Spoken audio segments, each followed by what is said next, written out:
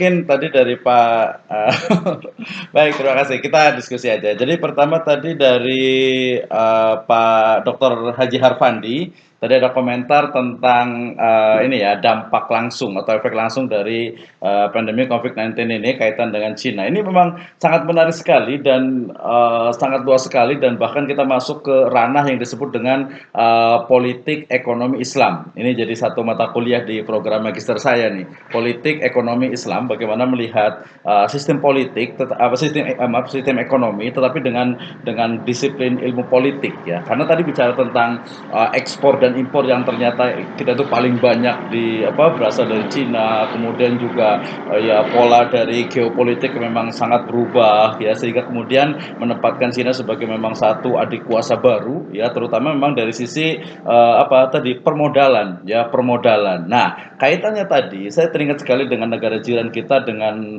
konsep Buy Muslim First. Ini juga menjadi satu solusi sebenarnya ya, ketika tadi kan bicara kok bagaimana nih agar masyarakat kita yang tadi konsumtif ya, kemudian bolehlah konsumtif, tapi kalau bisa yang dikonsumsi itu dari saudara-saudara kita dulu nih, dari mungkin dalam negeri dulu. Ini juga menjadi satu gerakan ya, jadi society movement yang itu memang menjadi ya tugas kita bersama ya, tugas kita bersama. Dan itu tentu saja tidak lepas pertama dari polisi daripada government. Itu yang pertama, bahwa betul bahwa impor kita terutama pada barang-barang yang memang bisa diwakili atau bisa digantikan oleh produk dalam negeri, itu menjadi sesuatu yang menjadi sebuah keharusan ya. Nah, tentu saja tadi bagaimana ketika tadi kualitas dari produk kita juga itu bisa sesuai dengan yang memang menjadi standar, makanya kita ada SNI itu. Saya ingat sekali ada teman itu membuat sebuah produk bumbu masak gitu ya, bumbu masak di Jakarta.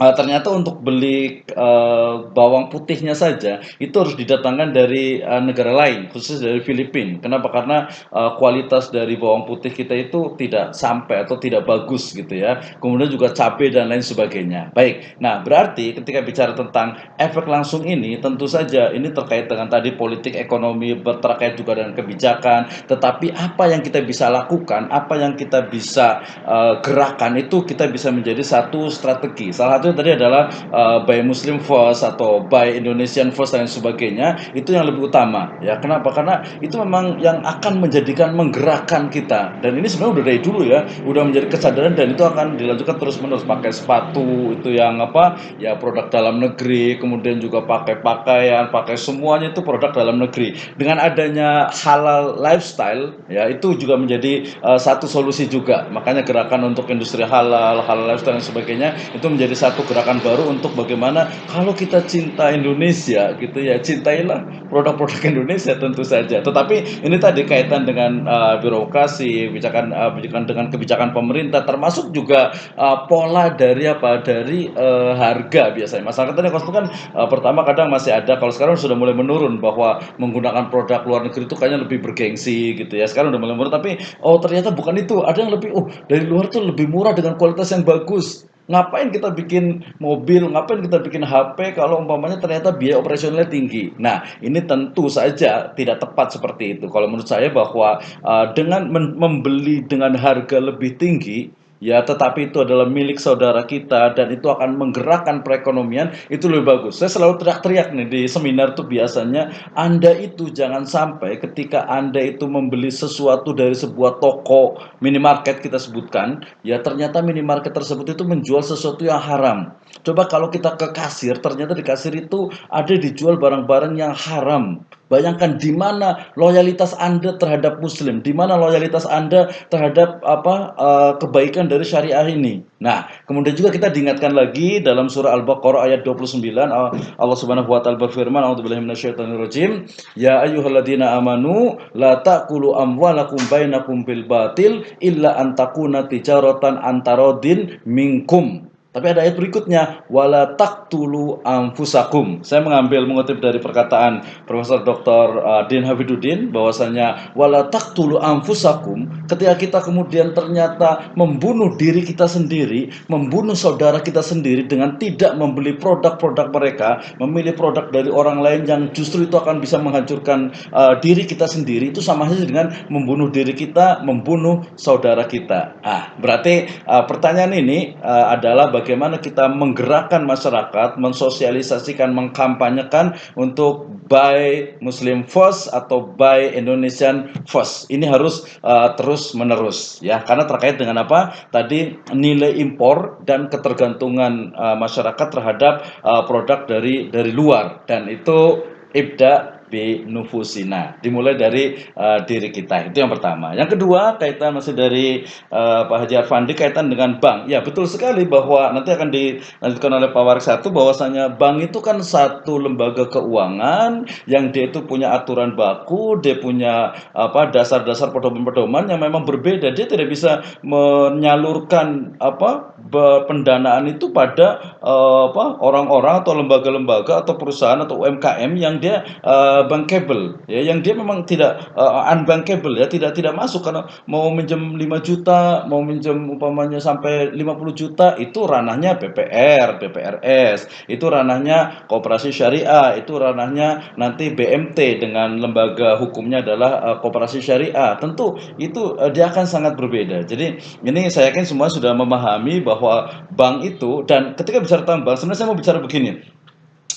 Dan ini perlu mungkin sebagian biasa kalau mahasiswa belum mengetahuinya, tapi kalau dosen itu selalu sudah tahu, kita menempatkan yang namanya Islamic banking ini itu in position, pada posisinya. Kenapa? Karena ketika bicara tentang ekonomi Islam, ketika bicara tentang bank itu kan kita sebut sebagai dalam tanda petik itu doruriyah. Artinya kenapa juga politik ekonomi di Indonesia ini juga bicara diawali dengan kenapa harus mensyahadatkan bank? Karena bank itu adalah soko guru perekonomian di Indonesia.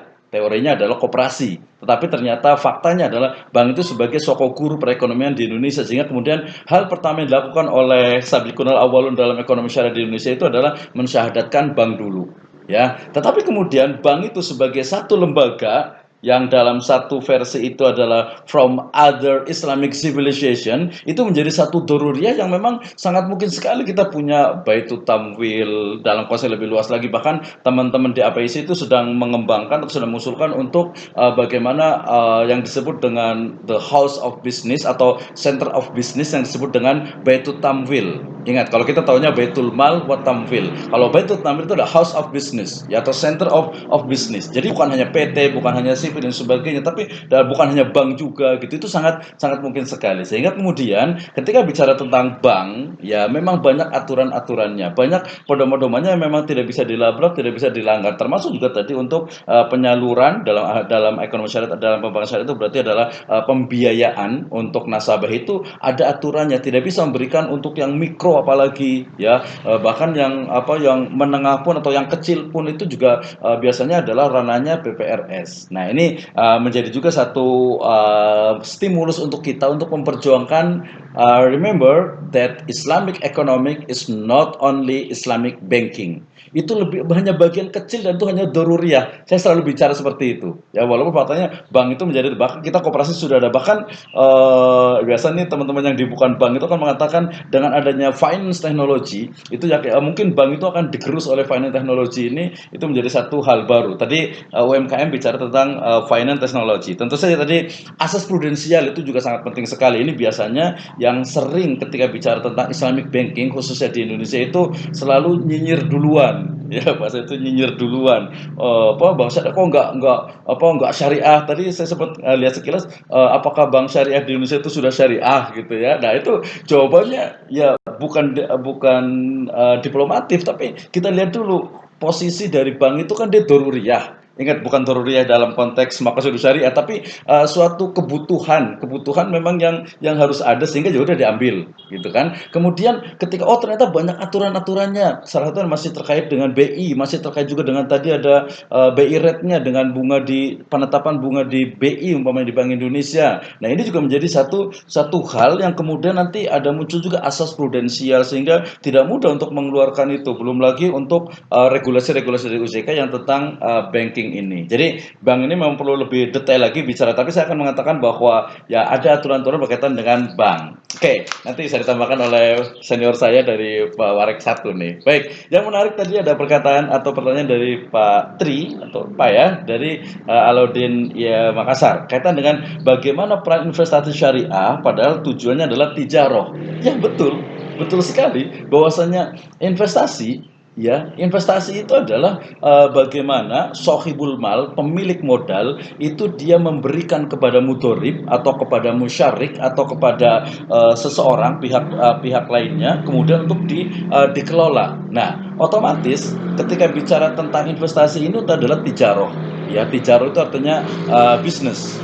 Nah, tapi kemudian dalam perkembangan terbaru, sesuatu yang sifatnya tabaruk pun, ya, itu ternyata mengalami juga semacam perubahan menjadi tijaro. Sehingga pertanyaannya agak sedikit ini, kalau pertanyaannya adalah bagaimana peran investasi syariah padahal tujuannya adalah tijaro, maka investasi syariah dalam konteks makro ataupun mikro yaitu menjadi satu roda atau satu mesin penggerak bagi perekonomian. Ya, kenapa kemudian investasi ini sangat penting? Bahkan ada muncul namanya itu fikih investasi. Ya karena investasi itu menjadi penggerak. Gak mungkin orang mau usaha, saya punya keahlian tapi saya nggak punya modal. Gimana dong? Berarti saya perlu investor. Nah, kemudian tadi konsep tijarohnya, tijaroh itu kan tadi illa antakuna tijarotan. Ya, bisnis, perdagangan. Berarti apa? Berarti ya memang tapi kan perdagangan dalam arti yang luas, berarti dia bisa dari sisi apa, umpamanya mudorobahnya, kemudian juga musyarakahnya. Musyarakah itu semakin dia berkembang, ya bisa menjadi musyarakah mutanakisoh, bisa juga menjadi musyarakah musahamah. Ya, kemudian juga bahkan dengan perkembangan itu sangat mungkin sekali dengan baik salam, istisna dan lain sebagainya, yang semua itu adalah memerlukan adanya investor pekerjaannya atau tindakannya itu adalah investasi. Sehingga bagaimana nih investasi syariah itu apakah dia akan memberikan peran yang sangat signifikan? Oh ya, tentu saja. Tetapi kemudian kebijakan dari pemerintah, umpamanya pemerintah government umpamanya mengeluarkan tentang sukuk. Tadi saya kepikiran gini, kalau umpamanya di negara lain itu ada umpamanya salah satu negara itu mereka mengumpulkan uang atau emas dari rakyatnya, kalau kita ngambil dari rakyat kan mungkin agak susah gitu ya, dengan mungkin ada kenaikan beberapa pungutan juga pajak dan sebagainya itu mungkin juga sangat berat kan, kenapa mungkin bisa mengeluarkan lagi sukuk gitu ya, walaupun nanti efeknya tapi dengan sukuk tadi dengan konsep bahwa oke, setiap satu orang itu silakan untuk berinvestasi ya untuk menggerakkan perekonomian. Tentu saja akadnya dengan akad-akad syar'i ya, akad-akad syar'i itu kemudian nanti itu yang akan jadi menggerakkan. Nah, yang terbaru ini sebenarnya agak isu sedikit biar lebih aktual. Kemarin saya sempat ini apa diskusi panjang diskusi tentang penggunaan dana haji nih katanya untuk stimulus perekonomian. Itu juga menjadi hal yang menarik. Kalau dalam konteks hukum Islam atau hukum ekonomi Islam itu memang menjadi satu hal yang sangat menarik untuk dibahas. Bagaimana umpamanya dana haji yang mungkin tertunda 1 tahun itu kemudian digunakan untuk stimulus perekonomian. Jadi doruriyahnya, hajiahnya, kebutuhannya itu seperti apa sebenarnya? Oke, kembali ke tadi bahwasanya bagaimana peran investasi syariah ya. Peran investasi syariah itu sangat penting untuk menggerakkan perekonomian baik sifatnya makro ataupun mikro dan semuanya itu diatur dalam konteks muamalah al-maliyah fi syariatil islamiyah. Oke, itu mudah-mudahan yang saya tangkap dari pertanyaan seperti itu karena terlalu singkat. Yang kedua yang terakhir, investasi vaksin COVID-19. Contohnya ada Bill Gates ya dari Padang Panjang. Terima kasih pertanyaannya. Ini menarik sekali, betul. Tapi pertanyaan juga kurang menukik. Kenapa? Yang dimaksud dengan investasi vaksin COVID ini seperti apa? Banyak sekali. Pertama, dimulai dari membuat riset. Jadi investasi untuk riset COVID-19.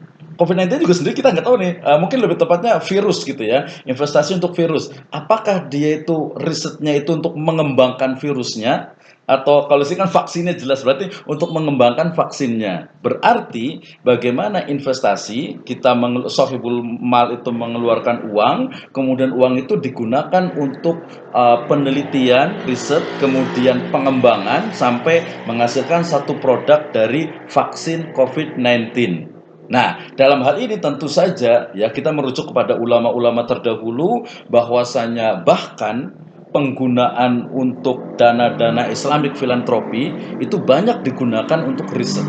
Salah satunya adalah bidang kedokteran. Sehingga kalau bicara tentang vaksin COVID-19 ini, kalau pertanyaannya bisa nggak? Sangat mungkin sekali. Ya, tentu saja kita nggak bicara tentang politik, tidak juga bicara tentang apa. Ini kalau mau disalahgunakan seperti apa? Tidak. Tapi saya hanya bicara tentang bahwasanya investasi untuk vaksin COVID-19 itu sangat mungkin. Vaksinnya, pengembangannya, bagaimana cara mengubah sampai ke produksinya, kemudian menjualnya.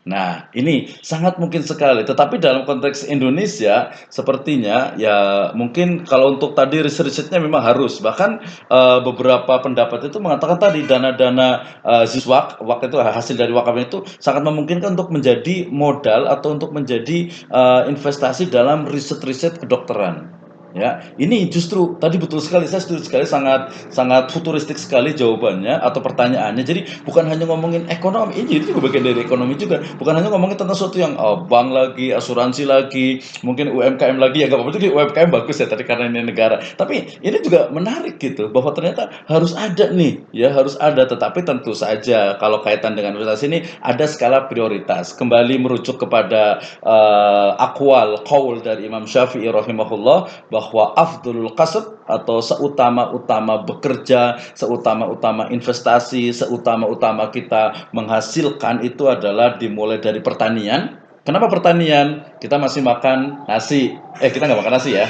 Kita makan beras kayaknya ya. Makan nasi bukan makan beras ya. Kita masih makan beras, makan nasi. Sehingga kemudian pertanian itu nomor satu. Berarti ada yang paling utama investasi. Kemudian setelah itu baru perdagangan. Nah, artinya apa? Artinya bahwa investasi ini kalau vaksin itu memang sekarang itu menjadi kebutuhan, sekarang bisa menjadi lebih utama dan lebih penting nih. Ya setelah makan berarti bisa untuk dijadikan atau menjadikan investasi daripada dana-dana syariah itu pada vaksin COVID-19 ini. Karena memang tadi masuk juga nanti dalam perspektifnya maqasid syariah itu hifdun nafasnya itu sangat kuat sekali di sini. Ya, sangat kuat sekali. Tinggal siapa nih? Kalau ilmu pengetahuan, kalau umpamanya virologi itu, ilmu-ilmu virus itu ternyata dipegang oleh orang-orang yang kurang beriman, ya jadinya ya mungkin seperti ini. Artinya digunakan untuk yang tidak baik. Nah, kalau kaitan dengan Bill Gates saya tidak tahu persis karena katanya mau memasukkan vaksin ke tubuh kita, kemudian nanti semua data itu bisa diambil. Itu juga bagian teknologi dan lagi-lagi